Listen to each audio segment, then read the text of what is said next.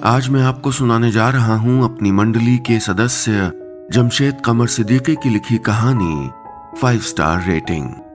Jamshed content project के associate creative head हैं। इनका बचपन पुराने लखनऊ की गलियों में गुजरा और जवानी अभी दिल्ली में गुजर रही है। पत्रकारिता से मास्टर्स हैं और शायरी भी करते हैं। आइए सुनते हैं उनकी लिखी कहानी। महीने का आखिरी दिन होने के बावजूद सुभाष रोड पर बने सुनहरे दरवाजे वाले रेस्टोरेंट में काफ़ी भीड़भाड़ थी। ऑनलाइन ऑर्डर्स भी फटाफट तैयार करके डिलीवरी बॉयज को थमाए जा रहे थे। फूड डिलीवरी कंपनी की नारंगी टी शर्ट पहने जगदीश भी वहीं खड़ा था।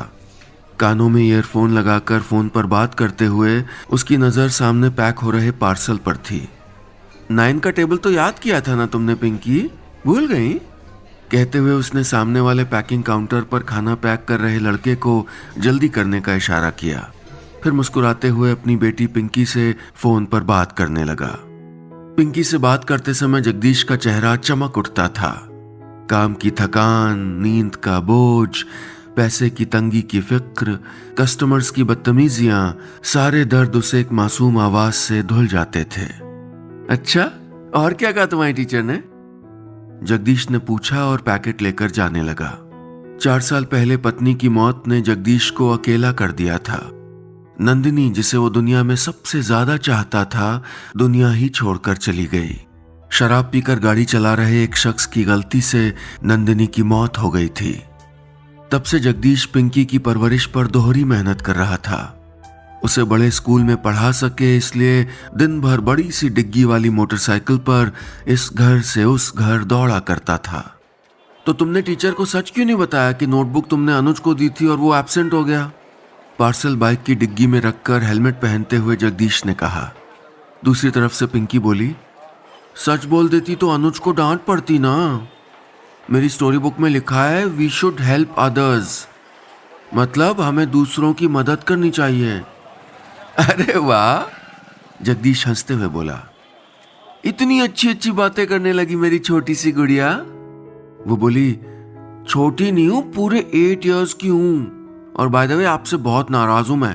अगर इस बार आपने मुझे बास्केट वाली साइकिल नहीं दिलाई ना तो मैं बात करना भी छोड़ दूंगी। एक पिता ही इस एहसास को जी सकता है कि अधूरी ख्वाहिश के लिए बेटी की रुआंसी आवाज मन में कैसा शोर करती है।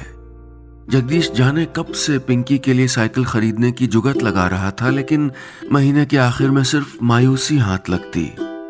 हर बार कस्टमर्स की दी हुई खराब रेटिंग की वजह से उसका बोनस रुक जाता था। उसे समझ नहीं आता था कि कस्टमर्स ऐसा क्यों करते हैं। वो तो बिल्कुल टाइम पे डिलीवरी करता था। पैसे देते वक्त मुस्कुराकर योर ऑर्डर मैम और जाते हुए थैंक यू भी बोलता था। लेकिन फिर भी न जाने क्यों कस्टमर्स 5 स्टार की जगह 4 स्टार या कभी कभी 3 स्टार दे देते।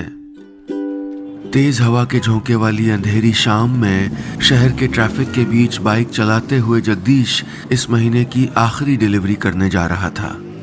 वो याद कर रहा था कि आज सुबह उसने कंपनी की मोबाइल ऐप पर अपनी मंथली रेटिंग चेक की थी। इस बार भी उसकी रेटिंग कोई खास अच्छी नहीं थी, लेकिन अब तक उसका एवरेज इतना था कि वो बोनस के लिए क्वालिफाई कर रहा था। उसका बोनस इस आखिरी डिलीवरी पर निर्भर था। जगदीश ने बाइक चलाते हुए हल्का सा सर उठाकर आसमान की ओर नजर की और मन ही मन कहा, हे भगवान, इस आखिरी डिलीवरी पे 5 स्टार दिलवा देना प्लीज। हवा के तेज होते झोंकों से आसिफ मार्ग पर सड़क के दोनों तरफ लगे अशोक के पेड़ झुके जा रहे थे। जगदीश रफ्तार में बाइक चलाते हुए बार बार कलाई पर बंधी घड़ी पर नजर डाल रहा था।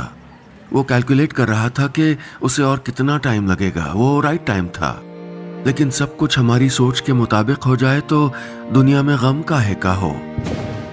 अचानक बारिश की बूंदें गिरने लगीं और देखते ही देखते तेज बारिश होने लगी। कुछ ही देर में ट्रैफिक जाम लगने लगा। जगदीश भी एक चौराहे पर रेड लाइट से थोड़ा पहले एक ट्रैफिक जैम में फंस गया। अरे भाई साहब, राइट से निकालिए ना, अरे उधर से, बेसब्र आवाज में कहते हुए वो बार बार जेब से मोबाइल निकालकर मैप में बढ़ते हुए वक्त को ताक रहा था। एक्सपेक्टेड टाइम बढ़कर 17 मिनट हो गया था। अब जगदीश की धड़कन बढ़ने लगी। उसने बाइक मोड़कर एक शॉर्टकट में जाने का सोचा। महीने की इस आखिरी डिलीवरी पर उसका बहुत कुछ दांव पर लगा था। पिंकी की मुस्कुराहट, उसकी खुशी और न जाने क्या क्या। बाइक एक पतली सी गली में मोड़ते हुए वो ऊबड़ खाबड़ रास्ते पर तेज रफ्तार चलने लगा। सकरी गली में जगह जगह जमे पानी पर उसकी बाइक दोनों तरफ फुहार उड़ाते चली जा रही थी। थोड़ी देर भीगते रहने के बाद वो एक छोटे से 2 मंजिला मकान के बाहर खड़ा था। B/138 सुशांत लोक, हाँ यही तो है। बुदबुदाते हुए उसने डोरबेल दबाई। वो एक शानदार सफेद मकान था। बाहरी दीवारों पर एक्रिलिक पेंट था। घर में कई खिड़कियां थीं जिन्हें अंदर सफेद पर्दों से ढक दिया गया था। अंदर कुछ नहीं दिख रहा था। ऊपरी मंजिल पर बड़े बड़े झरोखे और दरवाजे के किनारे कत्थई लकड़ी की नेम प्लेट लगी थी, रेहान अहमद। जगदीश खुश था कि बारिश के बावजूद वो ज्यादा लेट नहीं हुआ। उसने तय कर लिया कि वो रेहान साहब से 5 स्टार रेटिंग के लिए बोलेगा। Sir, your order. दरवाजा खुला तो उसके सामने एक उसी का हमउम्र शख्स खड़ा था। उसका जिस्म गठीला था, चेहरा खूबसूरत था, लेकिन आंखें बुझी, बाल बिखरे और दाढ़ी बढ़ी हुई थी। कपड़े बेतरतीब थे, जैसे महीनों घर से बाहर ना निकला हो। कदम नशे में डगमगा रहे थे। अब ला रहे हो? वो शख्स चिल्लाते हुए बोला। Why are you late? Jagdish कांप गया। सर, वो बारिश में। Shut up! कब से इंतजार कर रहा हूं? काम चोर हो तुम सब। रेहान गुस्से से चीख रहा था और सामने भीगे खड़े जगदीश की आंखों में उमड़ती उम्मीदें एक एक करके ध्वस्त हो रही थीं। रेहान होश में नहीं था। वो लड़खड़ाता हुआ जगदीश पर चीख रहा था। मैं कंप्लेन करूंगा तुम्हारी। सर, वो बारिश। Shut up! You guys always have excuses. नशे में बहकते हुए रेहान ने कहते हुए पैसे जगदीश की तरफ बढ़ा दिए। रुआंसा चेहरा लिए जगदीश ने पैसे लिए और मुड़कर वापस जाने लगा। बूंदों के गिरने की आवाज तेज होती जा रही थी। जगदीश बाइक की तरफ बढ़ने लगा, लेकिन ठीक उसी वक्त धड़ाम की आवाज से चौंक गया। पलट कर देखा तो रेहान घर के चबूतरे के पास बनी 3 सीढ़ियों पर फिसल कर गिर गया था। सर, अरे सर! जगदीश दौड़ा और उसने हड़बड़ाते हुए रेहान को सहारा देकर उठाया। वो बेहोश हो गया था। गुस्सा, नफरत, दुश्मनी चाहे जैसी हो, लेकिन इंसान होने की बुनियादी शर्त है इंसानी एहसास। वो एहसास जो किसी को दर्द में देखते हुए खुद दर्दमंद हो जाते हैं, भले वो दुश्मन हो या 5 स्टार रेटिंग के बदले कंप्लेंट की धौंस देने वाला कस्टमर। तकरीबन आधे घंटे बाद रेहान बड़े से बिस्तर पर लेटा था। बगल में बैठा जगदीश उसे बेहोशी के आलम में न जाने किस तरह अंदर लाया होगा। कुर्सी पर बैठा वो अजनबी घर को देख रहा था। वो था तो खूबसूरत, लेकिन धूल से पटा। धुंधलाए बड़े बड़े आईने, बिस्तर के बगल में रखा शतरंज, लकड़ी वाली दीवारों पर गर्द और सफेद फर्श मटमैला हो गया था। कमरे में चारों तरफ बड़ी बड़ी खिड़कियों को सफेद पर्दों से ढक दिया गया था। रेहान को होश आ गया। सर, आप ठीक है? पानी पिएंगे सर? जगदीश बोला और रेहान की तरफ ग्लास बढ़ाया। रेहान की कमर में चोट थी, लेकिन अब वो बेहतर था। डॉक्टर को फोन कर दूं? यहीं पास में एक डॉक्टर। नहीं, मैं ठीक हूं, रेहान बोला। थैंक यू मदद करने के लिए। जगदीश मन ही मन खुश हो रहा था कि अब उसे 5 स्टार रेटिंग मिल जाएगी। कुछ देर औपचारिक बात हुई और फिर जगदीश जाने लगा। पूछोगे नहीं कि मैंने घर की ये हालत क्यों बना रखी है? रेहान ने कहा तो जगदीश ठहर गया। जी बताइए ना, उसने झेपते हुए कहा। फिर खुद ही पूछा, आप अकेले रहते हैं? हाँ, अकेला हो गया हूँ, इसलिए अकेला रहता हूँ। मतलब हमेशा अकेला नहीं था। ये घर बहुत खुशहाल था। मैं, मेरी बीवी Rukhsana, we were very happy here. चमचमाता रहता था घर। वो उस किनारे पे जो झड़ चुके पत्तों वाला गुलदान है ना, वो रोज उसके फूल बदलती थी, सफाई करती थी, सजाती थी। लेकिन रेहान ने बताया कि बीमारी से उसकी पत्नी की मौत हो गई और तब से वो इतने डिप्रेशन में चला गया कि उसने खुद को घर में कैद कर लिया। न बाहर जाता है, न किसी से मिलता है, बस यूं ही पड़ा रहता है, रुखसाना को याद करते हुए, उसका गम मनाते हुए। घर में कुछ नहीं बदलना चाहता, सब वैसे ही रखना चाहता है जैसे रुखसाना छोड़ गई थी। वो रुखसाना के बाद उसकी यादों को जिंदा रखने की कोशिश कर रहा था। रेहान के साथ जो 7 महीने पहले हुआ वो बहुत बुरा था, बहुत दर्दनाक था, लेकिन जिंदगी तो पुराने दर्द को सजा कर रखने का नहीं, उन्हें भूलकर आगे बढ़ने का नाम है। लेकिन कुछ लोग होते हैं जो पुराने दर्द को यादों का नाम देकर सीने से लगाए रखते हैं, सिंपैथी चाहते हैं, अपने कल को किसी बेस्ट सेलर अफसाने की तरह बयान करते हैं। रेहान भी उनमें से ही था। उसकी आंखों के काले घेरे, मटमैले बाल, कांपता जिस्म देखकर वो बीमार लग रहा था। पता है दोस्त, मुझे अब भी उसकी छोटी छोटी बातें याद हैं। रेहान ने आंसू पोंछते हुए बताया कि अब भी वो दरवाजे की दस्तक सुनकर याद करता था कि रुखसाना सुपरमार्केट से लौटकर कैसे खटखटाती थी।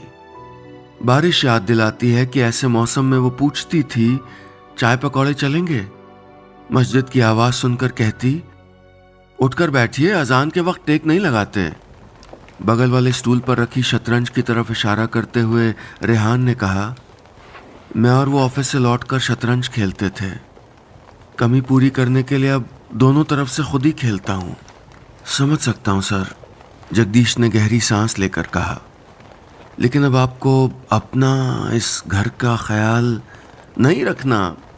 रेहान ने बात काटी और खुद पर तरस खाते हुए बोला, बहुत बुरे वक्त से गुजर रहा हूं मैं, बहुत बुरे।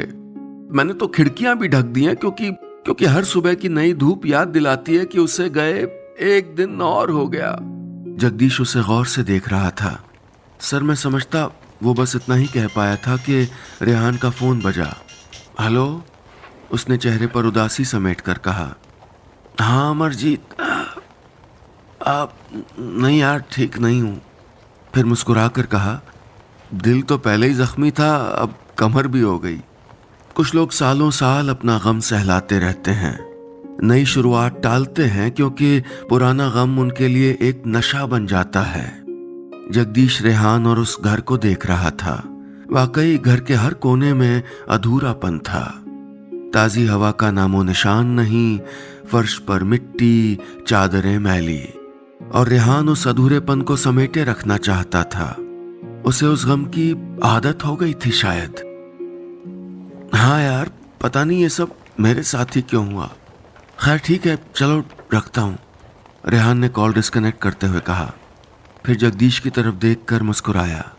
क्या हुआ, यही सोच रहे हो ना कि इतने दुख के बावजूद मैं जिंदा कैसे हूं? जगदीश के जहन में उस वक्त 2 बातें चल रही थीं। या तो वो भी उसके दर्द को सहलाए और 5 स्टार रेटिंग लेकर चलता बने, या फिर उसकी असली मदद करे, कहे कि जो कुछ उसके साथ हुआ वो बुरा है, लेकिन दुनिया में वो इस गम का मारा अकेला नहीं है। भले रेहान नाराज हो जाए। दोराहे पर खड़ा जगदीश फैसला नहीं कर पा रहा था कि करे तो क्या करे। कमरा असहज खामोशी से भर गया था।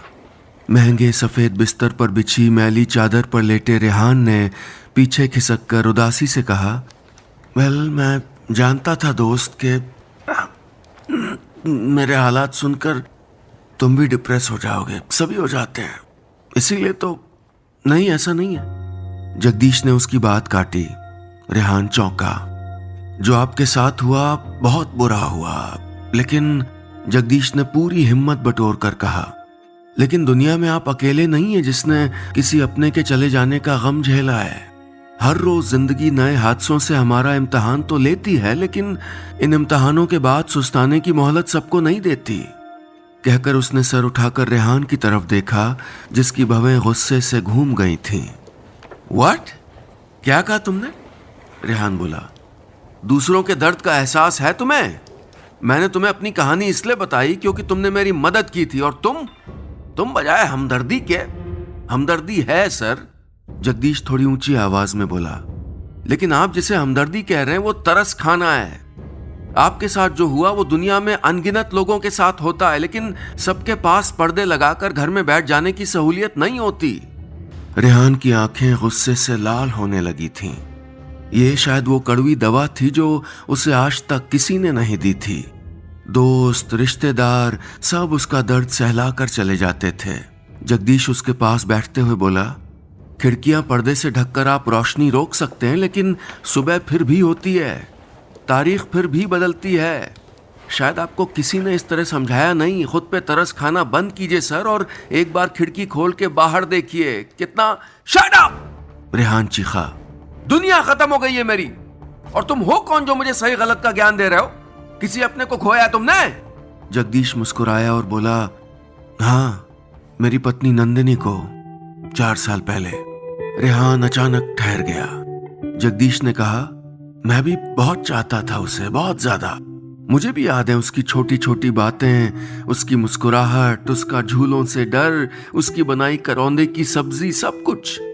मैंने भी उसे खोकर बहुत कुछ खो दिया सर। लेकिन जगदीश ने किनारे वाली मेज पर सजी शतरंज की बाजी देखकर कहा, लेकिन शतरंज में तो बादशाह के मरते ही खेल खत्म हो जाता है, पर जिंदगी शतरंज नहीं होती।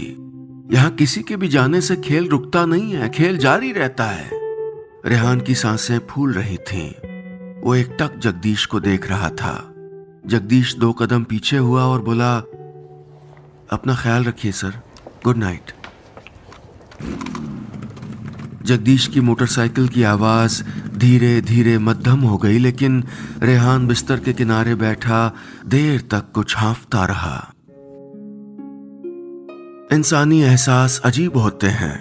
कभी तो मोटी मोटी दलीलों और बड़े बड़े तर्कों से नहीं बहलते, और कभी किसी बहुत छोटे लम्हे की बहुत मामूली बात से सीख ले लेते हैं। रेहान के एहसास बदल रहे थे या नहीं पता नहीं, लेकिन पूरी रात जागने के बाद उसकी नज़र कभी बगल में रखे उस शतरंज की काली सफ़ेद बिसात पर जाती, और कभी सफ़ेद पर्दे से ढकी उस खिड़की पर जहां से नई सुबह की हल्की रोशनी अंदर आने की नाकाम कोशिश कर रही थी। हाँ, वो नई सुबह थी। जगदीश के लिए भी महीने का पहला दिन।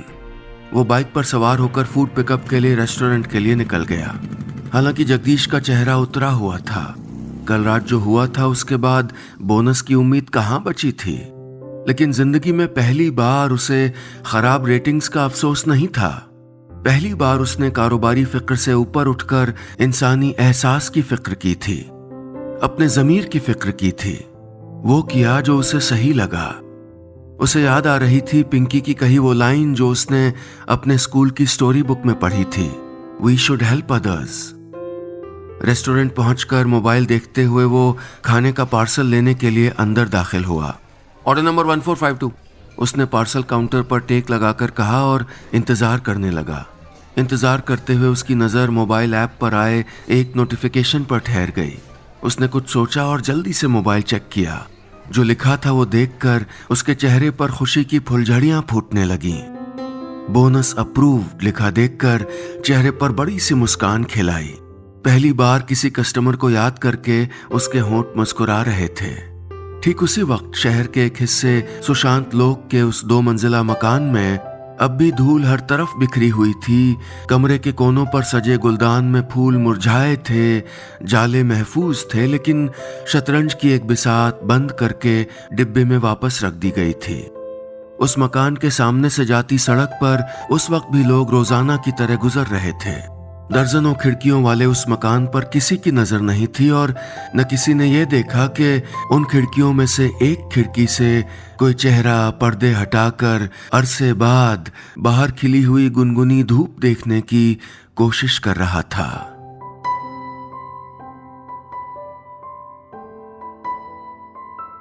बस इतनी सी थी ये कहानी।